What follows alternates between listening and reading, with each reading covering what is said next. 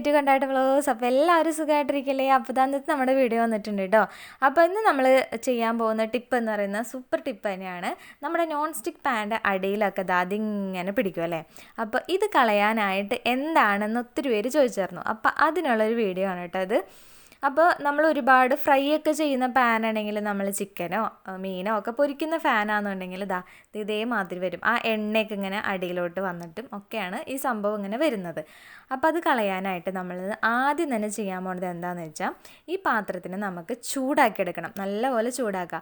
നമ്മൾ കടുകൊക്കെ പൊട്ടിക്കാനായിട്ട് എണ്ണ ഒഴിക്കണതിന് മുമ്പ് നല്ലപോലെ ചൂടാക്കിയെടുക്കില്ലേ പാത്രം, അതേപോലെ ചൂടാക്കിയെടുക്കുക. അപ്പോൾ തൊട്ട് നോക്കുമ്പോൾ നല്ല ചൂടുണ്ട് കേട്ടോ. ഇനി വല്ലാണ്ട് തൊട്ട് നോക്കി കൈയൊന്നും പൊള്ളിക്കരുത്. എന്നിട്ട് ഈ ചൂടോടുകൂടി തന്നെ നമ്മൾ എന്ത് ചെയ്യണമെന്ന് വെച്ചാൽ ഇതിലേക്ക് ആദ്യം നമ്മൾ ഇട്ട് കൊടുക്കാൻ പോകുന്നത് ബേക്കിംഗ് സോഡ തന്നെയാണ് കേട്ടോ. അപ്പോൾ ബേക്കിംഗ് സോഡ അതിങ്ങനെ നല്ലപോലെ വിതറി എല്ലായിടത്തും അതിൻ്റെ കറയും കാര്യങ്ങളൊക്കെ ഉള്ളിടത്ത് വിതറി കൊടുക്കണം. അപ്പോൾ ഇതിൻ്റെ ഫസ്റ്റ് നമ്മൾ ഏറ്റവും വിട്ടുപോകാതെ ചെയ്യേണ്ട കാര്യം എന്ന് പറയുന്നത് നമ്മുടെ ഈ പാത്രം ചൂടാക്കി എടുക്കുന്നത് തന്നെയാണ് കേട്ടോ. അല്ലാന്നുണ്ടെങ്കിൽ നമ്മൾ ഈ ചെയ്യുന്നതിന് അത്ര എഫക്റ്റ് കിട്ടില്ല. അപ്പം നിർബന്ധമായിട്ടും നമ്മൾ എന്ത് വേണം, പാത്രം ചൂടാക്കി തന്നെ എടുക്കുക. അത്ര ബുദ്ധിമുട്ടുള്ള പണിയൊന്നല്ലല്ലോ അതൊന്ന് ചൂടാക്കി എടുക്കാനായിട്ട്. എന്നിട്ട് നല്ലപോലെ നമുക്ക് ബേക്കിംഗ് സോഡനെ ഇട്ട് കൊടുക്കാം. എന്നിട്ട് നമ്മൾ മറ്റേ പരിക്കനൊക്കെ ഇട്ട് തേച്ച് പിടിപ്പിക്കില്ലേ, അതേമാതിരി ഈ ബേക്കിംഗ് സോഡനെ മൊത്തം ആ കറയും കാര്യങ്ങളൊക്കെ ഉള്ളിടത്ത് ഇടാം. അതിനുശേഷം നമ്മൾ ഒഴിച്ചു കൊടുക്കാൻ പോകുന്നത് നമ്മുടെ വിനാഗിരി ചൊറുക്കേനാണ് കേട്ടോ. അപ്പോൾ അപ്പം തന്നെ ഒഴിക്കുമ്പോൾ തന്നെ മറ്റേ പതയും കാര്യങ്ങളൊക്കെ വരും. അതൊന്നും മൈൻഡ് ചെയ്യണ്ട. അതെന്നിട്ട് ഇങ്ങനെ നമ്മൾ ഒഴിച്ചു കൊടുക്കുമ്പോൾ സൈഡിൽ കൂടെയൊക്കെ പോണതൊക്കെ പൊക്കോട്ടെ, നമുക്കുള്ളത് മതി കേട്ടോ. എന്നിട്ട് ഇങ്ങനെ എല്ലായിടത്തും ആകത്തക്ക രീതിയിൽ ഒഴിച്ചങ്ങ് കൊടുക്കാം. ഇനി ഇത് ഒഴിച്ച് കഴിഞ്ഞ് കഴിയുമ്പോൾ ഈ പറഞ്ഞ പോലെ നമ്മൾ നല്ല പോലെ ഇട്ടിട്ടുണ്ടെങ്കിലും കുറേയൊക്കെ ഈ പറഞ്ഞ പോലെ ഇങ്ങനെ പോവും. അപ്പോൾ ഈ നമ്മുടെ ഈ അഴുക്കൊക്കെ, അതായത് ഈ കറയൊക്കെ ഇരിക്കുന്ന സ്ഥലത്ത് നമുക്ക് പെട്ടെന്ന് കാണാൻ പറ്റുന്നതാ. ചില സൈഡിലൊക്കെ ഒന്നുമില്ലാത്ത പോലെ കാണുന്നില്ല. അപ്പം അങ്ങനെ ഉണ്ടാവാൻ പാടില്ല. അപ്പം നമ്മൾ എന്ത് ചെയ്യണമെന്ന് വെച്ചാൽ വീണ്ടും നമ്മുടെ ബേക്കിംഗ് സോഡ തന്നെ എടുക്കാം. ബേക്കിംഗ് സോഡ എടുത്ത് വീണ്ടും ആ സൈഡിൽ നമുക്ക് വിതറി കൊടുത്ത് ഫില്ലാക്കി എടുക്കണം കേട്ടോ. ഫില്ലാക്കി എടുക്കണം. കാരണം അല്ലാന്നുണ്ടെങ്കിൽ നമ്മൾ വിചാരിച്ച ആ ഒരു റിസൾട്ട് നമുക്ക് കിട്ടില്ല കേട്ടോ. അപ്പോൾ നമ്മൾ അവിടെയൊക്കെ ഇട്ട് കൊടുക്കണം കേട്ടോ. അപ്പോൾ ഞാനിപ്പോൾ ഇത് ഇങ്ങനെ കാണിക്കാൻ വേണ്ടിയാണ് കേട്ടോ ഈ ന്യൂസ് പേപ്പർ ഇങ്ങനെ ഇട്ട് കൊടുത്തേക്കണം. അല്ലെങ്കിൽ എൻ്റെ ടൈലിൻ്റെ മുകളിലൊക്കെ ആവില്ലേ, അപ്പോൾ അത് ഇരട്ടി പണിയാവില്ലേ. അപ്പോൾ അതിന് വേണ്ടി ഇങ്ങനെ ഇട്ട് കൊടുത്തേക്കണേണ് കേട്ടോ. എന്നിട്ട് ഇനിയും അപ്പോൾ നമ്മൾ ഇട്ട് കൊടുക്കുമ്പോൾ അത് വീണ്ടും ഡ്രൈ ആയിട്ടായിരിക്കും നമ്മുടെ ബേക്കിംഗ് സോഡ ഇരിക്കുന്നത്. അപ്പോൾ അതിൻ്റെ മുകളിൽ ജസ്റ്റ് ഒന്ന് നമ്മുടെ വിനാഗിരിയിൽ ചൊറുക്കുക. അത് വീണ്ടും ഒന്ന് സ്പ്രേ ചെയ്ത് കൊടുക്കുക. അപ്പോൾ ഈ സൈഡ് ഭാഗം, ഇപ്പം നമ്മളിപ്പോൾ ഈ അടിഭാഗത്തെ കാര്യമാണ് പറഞ്ഞത്, ഈ സൈഡ് ഭാഗത്തും ഇതേമാതിരി തന്നെ ലേശം ഒക്കെ ഉണ്ടാവും. പക്ഷെ അത് നമുക്ക് ക്ലീനാക്കി എടുക്കണമെങ്കിൽ എന്ന് വെച്ച് കഴിഞ്ഞാൽ സ്ക്രബ്ബറും കാര്യങ്ങളും ഒന്നും ഇട്ട് നമുക്ക് ഉരയ്ക്കാൻ പറ്റില്ല. കാരണം അവിടുത്തെ ഇതൊക്കെ പോവില്ലേ, അപ്പോൾ നമ്മുടെ ഇതിൻ്റെ ഭംഗിയൊക്കെ പോവില്ലേ. അപ്പോൾ അടിഭാഗത്തെ കാര്യം മാത്രമാണ് കേട്ടോ ഞാനിപ്പോൾ പറയുന്നത്. അപ്പോൾ നമ്മളിതാ വിനാഗിരിയൊക്കെ വെച്ച് സെറ്റാക്കി. ഇനി ഈ ആളെ നമുക്ക് ഒരു അരമണിക്കൂറോളം തൊടണ്ട, അവിടെ ഇരുന്നോട്ടെ. നമ്മളങ്ങനെ വെറുതെ അങ്ങ് വിട്ടേക്കാം. അതിനുശേഷം ഞാൻ കാണിച്ചു തരാം. അപ്പോൾ നമ്മൾ വിനാഗിരിയൊക്കെ ഒഴിച്ചു കൊടുത്തെങ്കിലും പിന്നെയും അത് ഡ്രൈ ആയി. നമ്മുടെ ബേക്കിംഗ് സോഡ അതിനെയൊക്കെ വലിച്ചെടുത്തിട്ടുണ്ട്.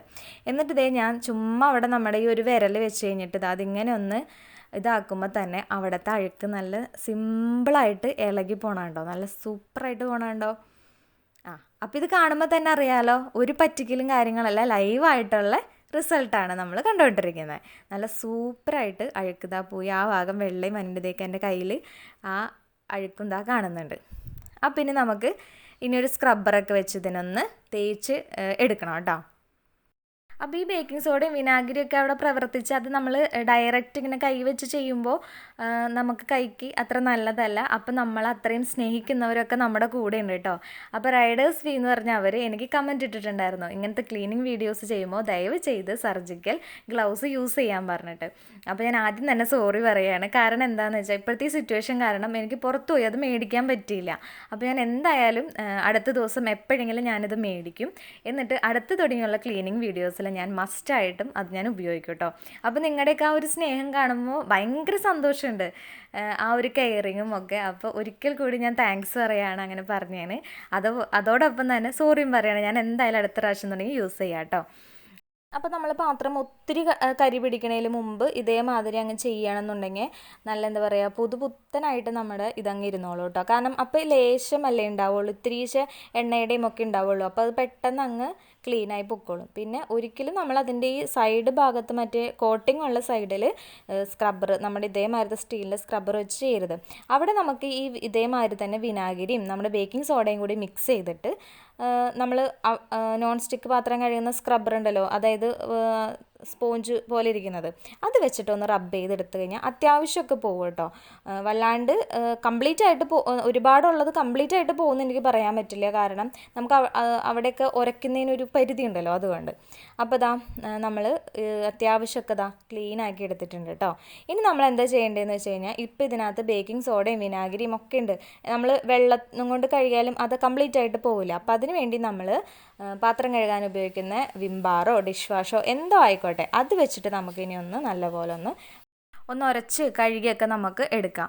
പിന്നെ നമ്മൾ പരസ്യത്തിലൊക്കെ കാണുന്ന പോലെ അമേസിങ് എന്നൊക്കെ പറഞ്ഞുള്ള അത്രയും അങ്ങ് റിസൾട്ട് കിട്ടണമെന്ന് വെച്ച് കഴിഞ്ഞാൽ അതെനിക്ക് ഉറപ്പ് തരാൻ പറ്റില്ല കേട്ടോ. കാരണം എന്താണെന്ന് വെച്ചാൽ അങ്ങനെ കാണിക്കണമെന്നുണ്ടെങ്കിൽ ഞാൻ ഇതേപോലത്തെ തന്നെ പുതിയ പാത്രം മേടിച്ച് അതിൻ്റെ അടിവശം കാണിക്കേണ്ടി വരും. ഇത് നിങ്ങൾക്ക് ഇപ്പോൾ ഇതിൽ കാണുമ്പോൾ തന്നെ അറിയാലോ, അത്യാവശ്യം നല്ല രീതിയിൽ നമുക്ക് ക്ലീനായിട്ട് നമുക്ക് കിട്ടും കേട്ടോ. അതായത് ചിലവരൊക്കെ നമ്മുടെ വോളിൽ ഇങ്ങനെ തൂക്കിടുന്നതാണ്, നോൺ സ്റ്റിക്ക് പാത്രം തൂക്കിടാറാണ് പതിവ്. അപ്പോൾ ഇതേമാതിരി കറ പിടിച്ചിരിക്കുന്നതാണെന്നുണ്ടെങ്കിൽ ആ തൂക്കിടുമ്പോൾ അത്ര വലിയ ഭംഗിയും വൃത്തിയൊന്നും ഉണ്ടാവില്ല. ഇങ്ങനെ ക്ലീൻ ആക്കിയുള്ളതാണെന്നുണ്ടെങ്കിൽ കാണുമ്പോൾ തന്നെ ഒരു ഭംഗിയും കാര്യങ്ങളൊക്കെ ആയിരിക്കും കേട്ടോ. അപ്പോൾ അത് നല്ലപോലെ അതിൻ്റെ സൈഡിലൊക്കെ നമ്മൾ മറ്റേ സ്പോഞ്ചിൻ്റെ സ്ക്രബ്ബറില്ലേ, അത് വെച്ചിട്ടൊന്ന് ഉരച്ചൊക്കെ കൊടുത്ത് നല്ല ക്ലീനാക്കി നമുക്കിനി ഇതിനൊന്ന് കഴുകി അങ്ങ് എടുക്കാം. ഇനി എന്നിട്ട് ഞാൻ തുടച്ച് കാണിക്കാം കേട്ടോ. നല്ല വ്യത്യാസമുണ്ട് ഇല്ലേ, കണ്ടാൽ തന്നെ അറിയാലോ. നേരത്തെ ആ ഒരു പാത്രത്തിൻ്റെ അടിഭാഗവും ഇപ്പോഴത്തേയും തമ്മിൽ നല്ല വ്യത്യാസമില്ലേ. അപ്പോൾ എളുപ്പത്തിൽ ചെയ്യാവുന്ന കാര്യം തന്നെയാണ്. അപ്പോൾ എല്ലാവരും ഒന്ന് ഇങ്ങനത്തെ പാത്രം ഇങ്ങനെ ഇരിക്കുന്നുണ്ടെങ്കിൽ ട്രൈ ചെയ്ത് നോക്കാം, നല്ല വ്യത്യാസം വരും കേട്ടോ. പിന്നെ ഞാനൊരു കാര്യം കൂടി പറഞ്ഞേക്കട്ടെ, ഇതൊക്കെ പാത്രം നല്ലപോലെ കഴുകി കഴിഞ്ഞ് കഴിഞ്ഞാൽ ഇങ്ങനെയൊന്നും ഉണ്ടാവില്ല. നല്ലപോലെ കഴുകാത്തതിൻ്റെ ആണ് എന്നുള്ള കമൻറ്റ് ഞാൻ നിരോധിച്ചിരിക്കുന്നു കേട്ടോ, വേറെ ഒന്നുമല്ല. ഇതൊക്കെ നമ്മുടെയൊക്കെ മിക്ക വീടുകളിലും ഇങ്ങനത്തെ പറ്റുന്ന കാര്യങ്ങളാണ് ഉണ്ടാവും. അപ്പോൾ അതിനൊക്കെ പറ്റിയ കുഞ്ഞു ടിപ്പുകളായിട്ടാണ് ഞാൻ ഇടുന്നത്. അപ്പോൾ എല്ലാവരും ആ ഒരു രീതിയിൽ കാണാം കേട്ടോ. ആർക്കും വിഷമമൊന്നും തോന്നരുത്, വിഷമമൊന്നും തോന്നാൻ വേണ്ടി ഞാൻ പറഞ്ഞതല്ല. അപ്പോൾ എല്ലാവരും സേഫായിട്ടിരിക്കുക കേട്ടോ. ഇന്നത്തെ വീഡിയോ ഞാൻ ഇവിടെ വൈൻഡപ്പ് ചെയ്യാൻ പോവുകയാണ്. അപ്പോൾ പിന്നെ എന്തെങ്കിലുമൊക്കെ ടിപ്പുകൾ വേണമെന്നുണ്ടെങ്കിൽ എനിക്ക് കമൻറ്റ് ചെയ്യുക, എന്നാലും അറിയാൻ പറ്റുള്ളൂ. അപ്പോൾ അടുത്ത വീഡിയോയിൽ നല്ല കിടക്കാച്ച ടിപ്പുകളായിട്ട് നമുക്ക് വീണ്ടും കാണാം. അതുവരേക്കും I am signing off. It's me Shruti. By.